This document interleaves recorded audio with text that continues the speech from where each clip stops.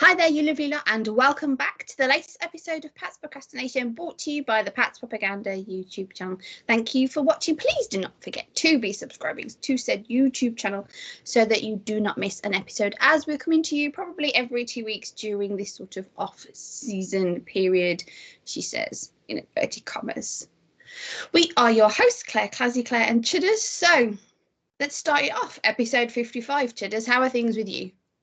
Everything's good with me, thank you. First of all, congratulations to you on your anniversary. 4 years now, Claire, in the business, as they say. Hope you're I wouldn't throw that term around that loosely, but yeah, thank you. Sunday was the 4-year birthday of a Claire perspective for anybody listening who didn't know. So yeah, thank you very much. I'd hardly call it in the business. You are, well, you are in the business. Doesn't business equal cash? I'm sure you wish you were at the combine though this week. Oh yeah, how can I not wish I was at the combine? Really? Genuinely, would you love to be there? Mm-hmm. Or are you just gonna be going, who's that guy? Who's that guy? Where's the tight end room? Just show me that group of lads. I suppose literally I would be going, oh, who's that guy kind of thing when it comes to college, because as you know, I don't get to watch a heck of a lot of college really, so my college starts really combine-ish, so which I've never disguised that's the fact. So but yeah, so I probably would be going, oh, I'd want them to wear their names on their thing. That'd be very, very handy for me. I'd be going, oh, that's Mike Giardi, oh, that's Mike Dussault, so I'd know all those people. So that'd be fun, all those people in the one place. You'd enjoy the social aspects. To be honest, the thing that I would enjoy the most, oh sorry, I didn't hear that. That's right, I was just saying you'd enjoy the networking, but carry on, go on. Yeah. Oh yeah, obviously that would be really, really fun to get to have a proper face-to-face with some of the people who've been on my show type thing. So yeah, that would be great. But I do love some of the drills, particularly the tight end sled drill. So I would actually be very excited to be sort of in the stands, if you like, to get to watch those sorts of things. So there are a couple of them that I would genuinely, if I could just like pop there with the transporter, would definitely want to be able to witness. So there are a few that I find very interesting. So, oh, and I tried sneaking a meet Rich Eisen because he's great. So I'd probably get in trouble. I'd probably get you'd probably hear it like Patriots fan gets thrown out sort of thing for trying to infiltrate or something. Because I'm not that tall, so I try and sneak in under the radar in certain places. Ish.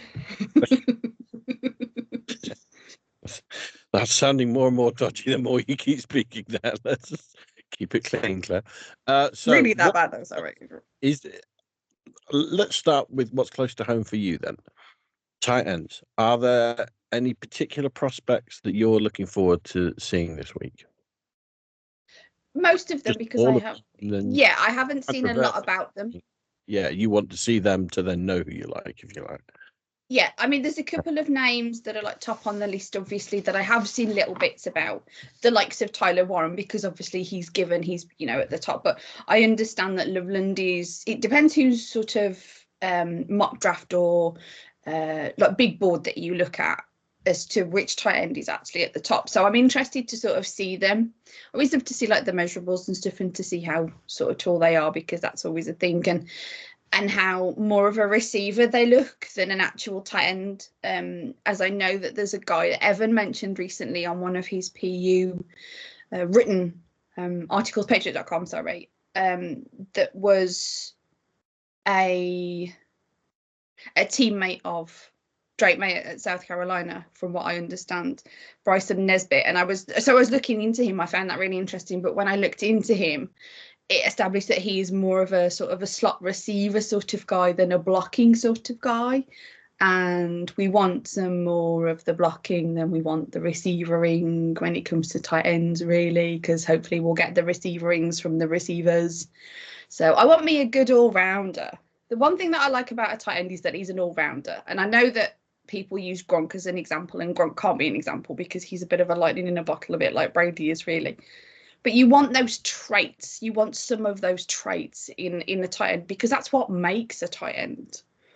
For me personally, anyway, everybody's different, each to their own. Because of the whole Travis Kelce thing, I'm not sure how much of a tight end I believe he is. And I know that's a big kerfuffle with people. So we don't have time for that. So we'll move off tight ends now, shall we? Because this isn't a tight end show. Although, if you do want to listen to tight endage, last week I was on Locked On Patriots with Mike Debate. We discussed the free agency tight end situation. So if you're interested in that, that's still over there on all the places that you get your pods, and on, I believe, the Locked On YouTube channel as well. So that's from, I believe, last week. The date eludes me. I apologise. But yeah, if you follow me on the socials, you'll see anyway. So yeah. Sorry, shameless plug. Moving on. What are you excited about then, Chudders? The combine is literally happening as we are recording this super ridiculously early on Tuesday. Probably everybody's still asleep, actually. But it is technically now kicking off. So what is it that has you excited, if anything? Well, one challenge with it is that I think it's excuse me, it's starting to diminish a bit as the years have gone on. Sure. Because more and more players are deciding, I'm not going to attend, or I'll attend, but I'll only do interviews. I'm not going to work out. It's generally often an opportunity for the maybe day 2, day 3 players to try and show their skills more than necessarily blue chippers and who the Patriots are going to be looking for at 4.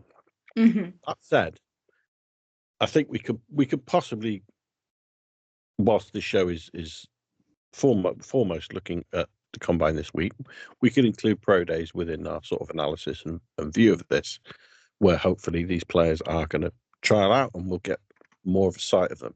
So there's a few things excuse me, there's a few things personally that I'm looking out for, whether this kind of information leaks this week or not. And it's things like, for example, Will Campbell, left tackle out of LSU, his arm length. There's a big question at the moment. Is he going to be a guard? Is he going to be a tackle? Hopefully that's a measurable that will leak out one way or the other this week.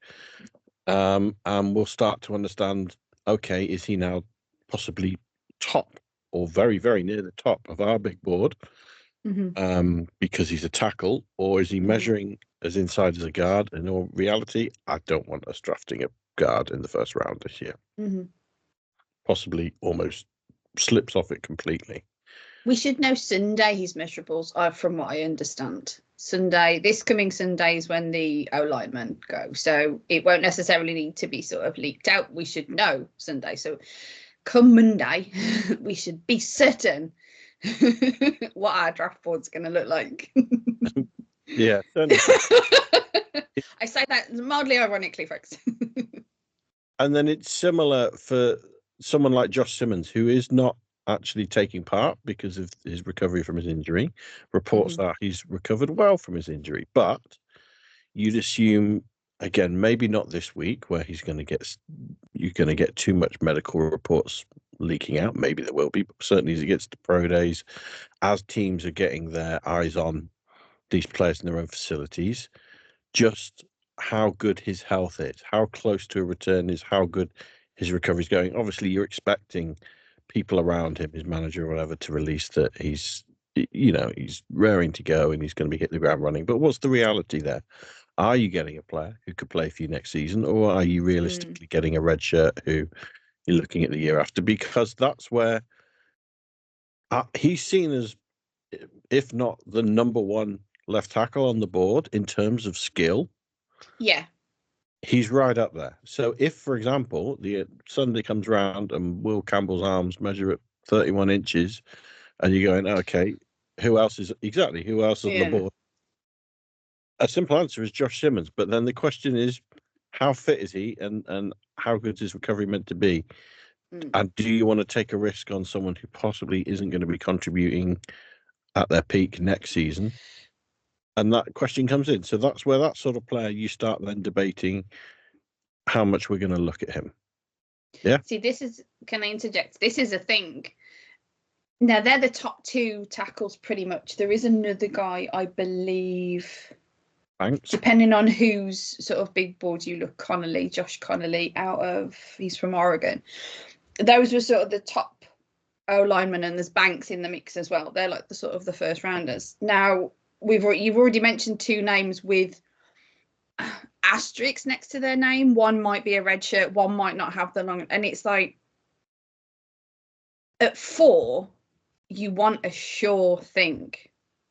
You want a definite sure thing. So then you argue, do you not take that tackle? However, it is the biggest need for the Patriots at the moment. And this isn't a deep O-line class. And there isn't depth in free agency either. And there's a lot of teams who want tackles. There's a lot. Yeah, have you seen the list of like the needs for all the other teams? There's a lot of tackles needed, and you're highlighting it right. If like we say, if Campbell measures out as a guard, personally, I'm not that high on Banks after the postseason that he had in college. He gave up 12 pressures or in essentially the semi-final game. He did not have a great showing. You'd hope that's when players are starting to hit their peak as they get towards the championship. He kind of did the opposite of that. And that's where Josh Simmons, because he was injured for most of the season, he played, I think, the first 4 games against relatively poor teams in college football terms. He didn't play the meat of the schedule. He didn't play against toughest teams in the higher state schedule. So he's kind of untested as well at the top level at college. So there's a lot of question marks, but the trouble is it's probably the biggest need on the Patriots in reality, as much as I think we have other desires for players at receiver and possibly linebacker, defensive line, edge. Careful throwing that "we" around. Sorry, the biggest need is tight end. After tight end, no. It needs to be addressed. I think it's the same for a lot of teams. So, like, I would happily take Simmons. I'd happily take Campbell at 4 if he measures out, because I think I'm really cautious about trading down any number of spots, because there are teams who need a tackle, and this is it. If they're looking at it, I could see teams trading up to get potentially the one tackle that seems to be at the top of boards. If he's the one, we'll give up a third to go up or whatever. Yeah, that's definitely. I'm completely with you there. For once, yeah, we really, really agree on that one, because if he is the guy, because the only real, as you alluded to, the only real thing that is the mark against him is his arm length, which is crazy because of performance and stuff like that. But if he measures just over the cusp, because of Simmons' sort of the grey area with his injuries and things like that, you've got the top tackle there. And as soon as you look at even the ones that are quarterback need, like the Giants, their next need is offensive tackle. And we know that this isn't a deep quarterback class or even a significant skill set quarterback class. And I mean, no disrespect to those who are quarterbacks this year, but it's really not been plugged as a good quarterback class. It's not going to take much for them to pip you and take him, because they will, swallow that, oh, he's, at 4, at 3 or whatever. We'll just take him. We don't have any airs and graces about this. We want the guy that we need. So we put value in the guy that we need, sort of thing. So. And on that subject, I guess, it's not so much from directly a Patriots perspective, but I'm interested to see the buzz that comes out of this week around the quarterbacks, around particularly Cam Ward, Shedeur Sanders, who are the top 2, who there's a good chance they go in the top 10. To see how much of a buzz there is around them, their interviews, how well they speak at the press days, how well they perform if they are trying out. I've not actually. As I say, no, Sanders. I know for certain Sanders isn't. Waiting for that. So yeah, it's talking of how they come out. Yeah, I'm interested to see the sort of the buzz around them, because there are a few. There's probably about 5 or 6 teams in the top 10 who essentially need a quarterback, but how much do they want a quarterback? How much are these guys impressing them? like I said, in reality, I probably don't want to trade down because I'd have real caution if we went down to 7, 8, 9 that we're not going to get the tackle that we need, or possibly even the receiver we need, or we'll just be taking then what's the best available, and it's not going to be that great just to pick up another draft pick, which I'd rather just take the top talent that you need. Make sure you get the player you want rather than letting someone else do it. So I'm interested to see the sort of buzz that comes out around those quarterbacks.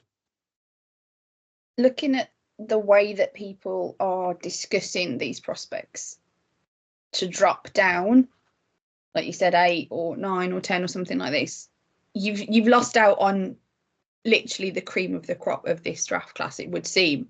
And I don't like saying that because obviously I don't want to throw shade on all the other, all the other athletes, but the names that you list, that people are listing out, there are only a few.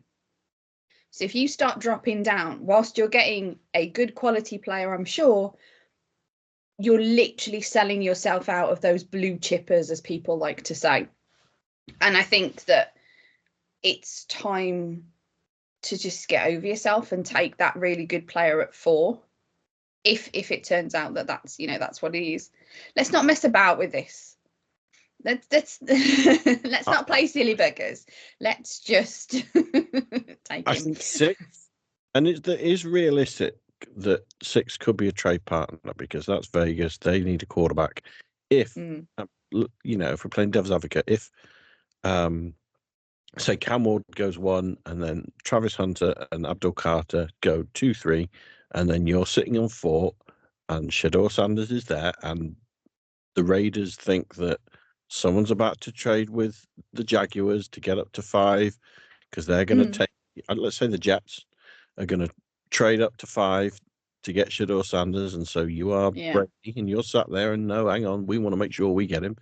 You can easily swing a trade with the Patriots. Patriots aren't going to get a hell of a lot for that. This isn't not going to be getting multiple firsts or some crazy haul, but you might pick up an extra second and a third or something for that trade.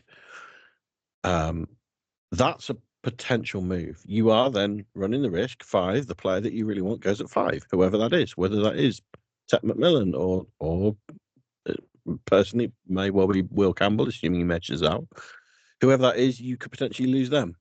But I don't think I'd want to. If we went down any lower than that, I'd worry. I really would, because for one, I don't want to trade with the Jets. Because if the Jets are on the phone saying there's a player we really, really, really, really want, I don't want to trade with them and give him that player. See, if you look at much lower, you're then increasing the odds of not getting who you want. Sorry, carry on. No, sorry. If you look at who needs what, you've got the Titans' top need is quarterback, so say they take quarterback. The Browns' top need, whilst he's sort of quarterback, it's also edge, so they take Carter. Giants' top need is quarterback, but they also need a tackle. They also need offensive tackle. So then you've got a situation of, do they take Cam Ward? Unless the Titans have took Ward and then the Giants take Sanders. And then we're sitting there at 4 and we want that tackle.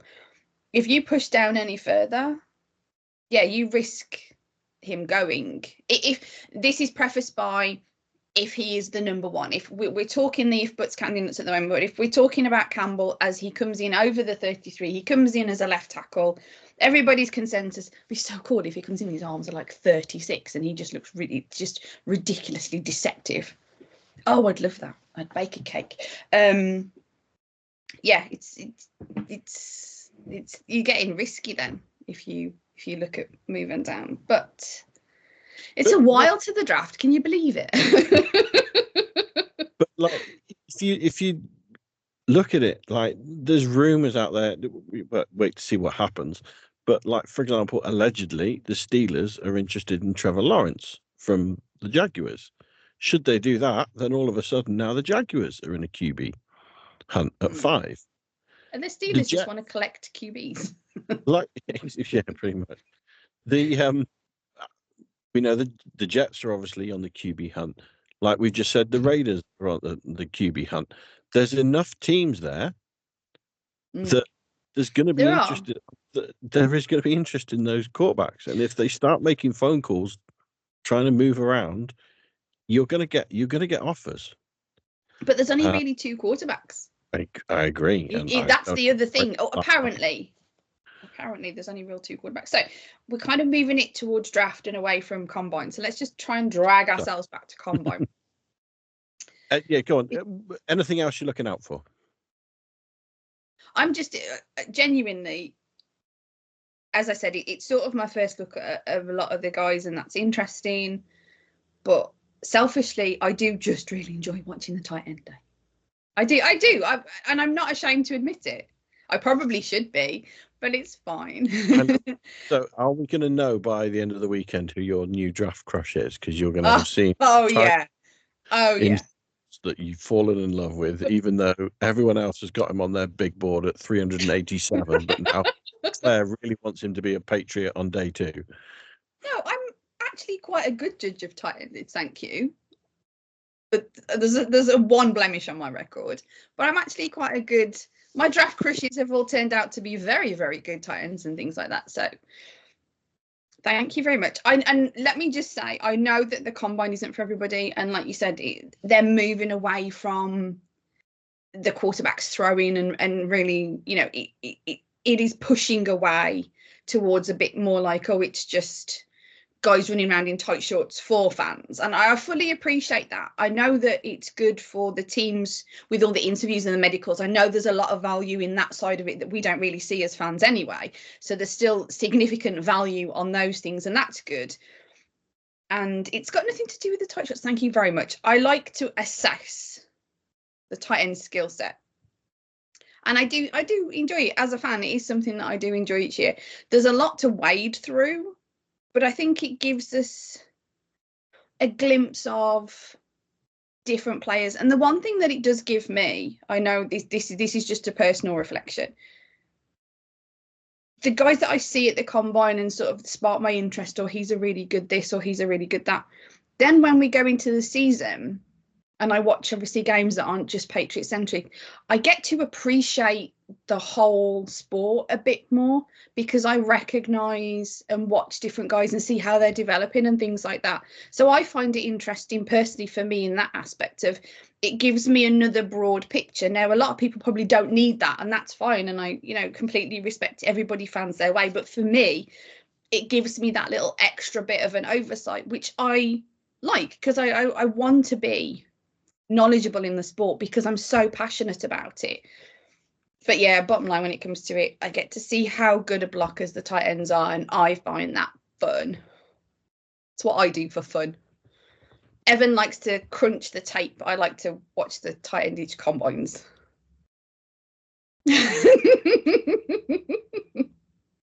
And Claire wonders why she's not being brought into the Patriots in that tight end coach role.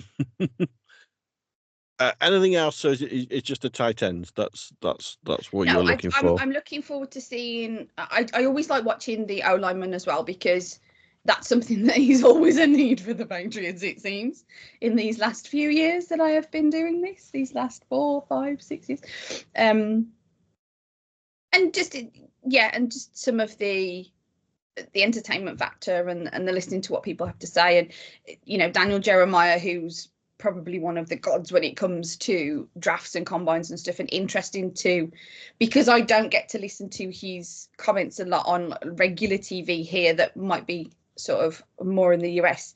I get to catch up with bits from him as well, so that in general I find interesting. So I think I'm just looking forward to just seeing different things really, and just sort of catching up with all the bits and pieces that are going on to feel more knowledgeable going into the draft. But then it sort of feels like there's a little gap. So I get a bit of my knowledge in the combine, and then there's that lull of now I have to deal with all the free agency stuff. So deal with that and then get my combine notes back out when it comes towards the draft sort of thing. Because that will be the next thing that we discuss, isn't it? That will be our next show. Will be external free agents, as you like to say. That is. So a couple of points I'll wrap on things I'm looking for. Again, news on Abdul Carter and his recovery from injury. Again, it seems to be going quite well. Kind of expect it to. But again, just as he gets assessed by team doctors, is there any red flags there?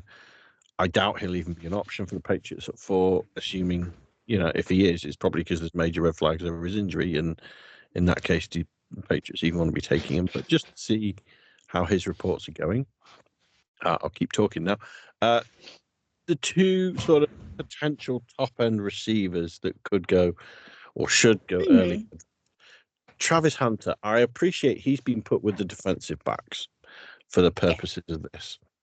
But again, to see how that buzz is going, you'd be a fool if you did not, his pro day or some personal time with him, you're not trying him out as a receiver. I've seen enough of his receiving tape, and to see his natural ability, his natural athletic ability, not to see that there's an incredible talent there. But I'm interested to see, is the league just see him as a cornerback who can play some offense, maybe a bit like Marcus Jones, or is he a wide receiver who could play some nickel? And obviously I would prefer the latter, but let's see what the buzz is coming out of that. It's an interesting one. I'm intrigued by him. Similar to Ted McMillan, I'm really a fan of his tape. I'd suggest to anyone, if you watch his 2024 tape, it shows quite a dominant receiver. But go and watch the 2023 highlights. That's where you'll see the sort of wow factor of some of the catches he can make, diving around in double coverage, leaping up over everyone. His 2023 tape is even more impressive than his 2024 tape. It's a real possibility. Patriots need a receiver if, and I'm not entirely sure this is likely, but if Patriots have solved tackle in free agency and maybe a trade or two here and there, then potentially taking a high-end receiver could be on the boards come the draft in April. So I'm interested to Ted McMillan. Likewise, in my plan at the moment of taking Will Campbell at 4, the day 2 receivers, what are the options there? Looking at like Matthew Gold and I doubt Ibuka is going to be in reach unless the Patriots decide to trade up and back into the bottom end of the first round to take one of, I'm talking receivers, it could be different talent, it could be they've gone receiver 1 and they're coming back in for a later tackle, for example. But some of those day 2 players, those day 2 receivers, are they going to ball out and show elite speed or elite athleticism this week? Personally, I'm more a fan of the tape, the highlight tape, what you see them doing games, than an individual measurable. But is there someone who's just going to jump up that board a bit because they're showing elite athletic ability? So interested to see what kind of like you are with the tight ends, and you can come away with it going, okay, these are a few of my favorites. Is there someone this week who's going to stand out enough to warrant second pick in the draft interest from the Patriots? See, that's the thing. When I sort of get to see the tight ends a bit more, then I'll go back and do the tape because I'll know sort of what I'm looking for as well then.